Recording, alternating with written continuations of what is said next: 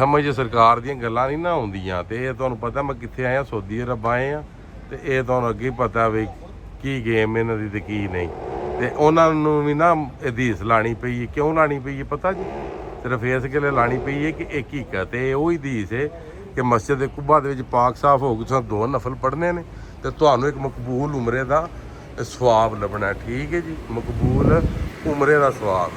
ਤੇ ਕੁਝ ਜਿਹੜੀਆਂ ਅਸੀਂ ਬਾਤਾਂ ਕਰ ਰਹੇ ਹਾਂ ਸਾਨੂੰ ਨਹੀਂ ਪਤਾ ਸਾਡੀਆਂ ਕਬੂਲ ਹੋਈਆਂ ਨੇ ਕਿ ਨਹੀਂ, ਤੇ ਮਗਰ ਇਹ ਜਿਹੜਾ ਵੇ ਤੁਹਾਨੂੰ ਮਕਬੂਲ ਉਮਰੇ ਦਾ ਸਵਾਬ ਲੱਭਣਾ ਇੱਥੇ 2 ਨਫਲ ਪੜ੍ਹਨੇ ਨਾਲ ਜੀ। ਠੀਕ ਹੈ ਜੀ, ਅਲਹਮਦੁਲਿਲਾ। ਇਹ ਮਸਜਿਦ ਕੁਬਾ ਦਾ ਅੰਦਰ ਦਾ ਰਿਵਿਊ ਹੈ ਜੀ, ਆ ਤੁਸੀਂ ਵੇਖ ਸਕਦੇ ਹੋ ਸਾਰਾ।